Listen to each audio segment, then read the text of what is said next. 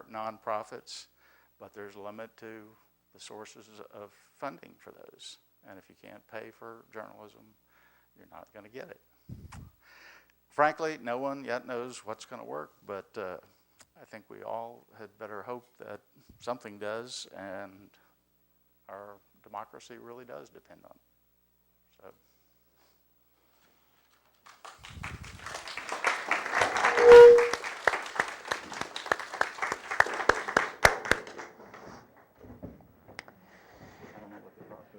I don't know either, but first of all, I'm glad to be here and really do appreciate everything that the Texas Observer has done, and I think the fact that they're still standing, not only just standing and still operating, but are doing so stronger than most of the dailies is a testament to the fact that you guys have got it right, and you're doing it right, and I think that you keep delivering to the people in a way that they have wanted for a long time, and they will continue to want. So I applaud you for that.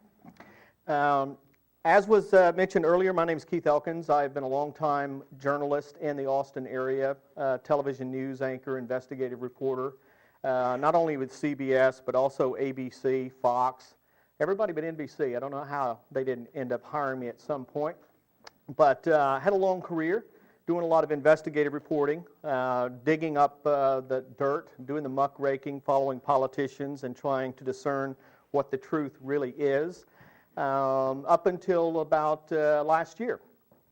And I happen to be one of those economic statistics that got laid off as times went bad because I was making too much money, according to my bosses, for doing a job that they wanted me to do. But with adversity comes opportunity. And I was very fortunate to be hired by the Freedom of Information Foundation of Texas. And while I would like to take credit for starting the organization, I didn't. It has been around for 30 years, started in 1978 up in Dallas, primarily as a result of the passage of the Public Information Act of Texas and the Open Meetings Act of Texas. And the organization was formed by a group of Dallas journalists that knew that not only politicians but members of the public and members of the media needed to be educated about what these laws were for, how they would work, what would happen if they didn't work completely. It has been a successful foundation, nonprofit, in the Dallas area until January of this year, and it was moved down to Austin. There was a change in leadership, and I came on board about March, right in the middle of the 81st legislative session, and had my job cut out for me. We quickly identified, along with some other media organizations, more than 400 pieces of legislation that involve the Texas Open Meetings Act and the Texas Public Information Act in one way or the other, not always in good ways. And we immediately went to work trying to defeat some of this legislation and pass the good stuff. One of the bills that we were most involved in and had been for the previous 3 sessions was a bill called the Free Flow of Information Act. I believe it was House Bill 670. And the Free Flow of Information Act, some people call it the Shield Law, basically provides limited protection for journalists who depend on confidential sources or whistleblowers to find some of the meteor stories out there that some of the more powerful people don't want you to know about.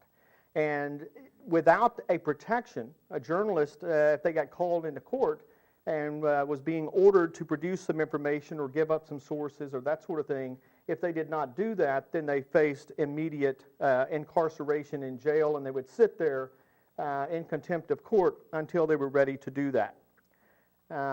We worked trying to pass this legislation for 3 sessions. The previous session, it was very close to passage. All the votes were lined up, but it got caught up in a technicality where a parliamentary move in the House of Representatives killed hundreds of bills.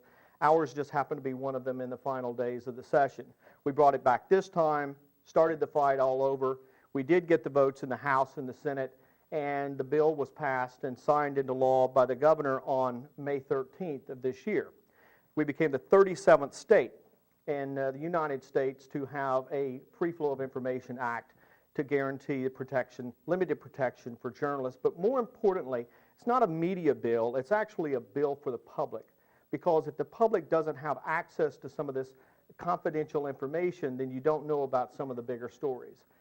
Just think back to the Texas Youth Commission scandal that dominated headlines here in the last couple of years. That would not have happened had it not been for confidential sources going to media outlets, taking great risk of their own, and media outlets taking equal risk to talk with them, publish their stories, knowing that they may be called into court and they had no protection if they didn't want to give up the information. The bill was signed into law by the governor on May 13th, and as it would be, on May 26th, a Corpus Christi television journalist was subpoenaed by prosecutors, tried to be forced into court to give up some information. The shield law is what protected them. That the court basically ruled that this information was already out there and it did not need to be brought into court the way it was being done by the prosecutor. This is not an effort to let anybody hide or protect a criminal suspect in any way. That's how some of the prosecutors fashioned the argument, is that we couldn't do this because there shouldn't be limited protection for journalists or criminal suspects in any way. This bill is a limited protection bill, and it basically says that if you can't get the information any other way, then you may not qualify for protection. You can go to court and litigate it before a judge. What had happened in the past were some very extensive abuses. There was a case in Tyler in East Texas, for example, involving some sort of a swingers club that allegedly involved some sexual acts with children. And the prosecutor and the defense attorneys both ended up subpoenaing every media organization in town. The media was so busy trying to fight the legal challenges that they couldn't really report the news, and the public was suffering as a result of it. That's just one example. In Dallas, a TV station received 4 subpoenas in one day.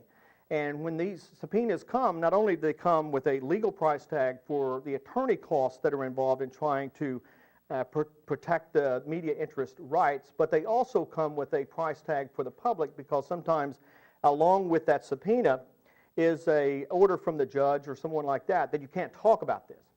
Well, if you can't talk about it in your media organization, the public doesn't benefit very well. So we were very, very glad to get the SHIELD bill passed, and as you may know, that there is an equal effort taking place in Congress still with a federal SHIELD law. It has not yet been fully passed.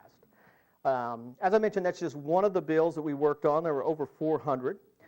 We also were successful in keeping the Department of Transportation from closing off what they call a database of information, motor vehicle accidents. And this is a database with over 3 million records. Every time there's a wreck somewhere in Texas on a major roadway, a report is filed. And with that report becomes, a lot of information, whether it's weather or it might be a particular type of car, the type of road that was built or whatever.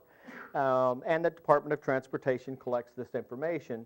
And they decided that after they got a request from a reporter in San Antonio for this database, at first they negotiated with the TV station and said, we'll give the information to you, but we're not going to give you social security numbers and personally identifiable information. The TV reporter, who happens to be one of our board members, said, fine, we don't want personally identifiable information, but we want the meat of the database so we can determine what are the most dangerous roadways in Texas. Is there a particular intersection, for example, where most fatal accidents occur? Or is there possibly a bad stretch of roadway that was engineered poorly that the public might suffer as a result from?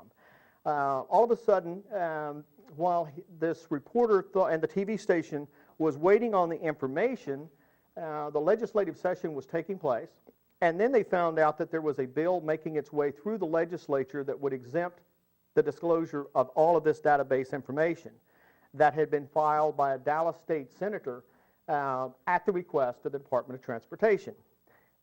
He got involved, we got involved, several media organizations got involved, and we started going through the legislative process at that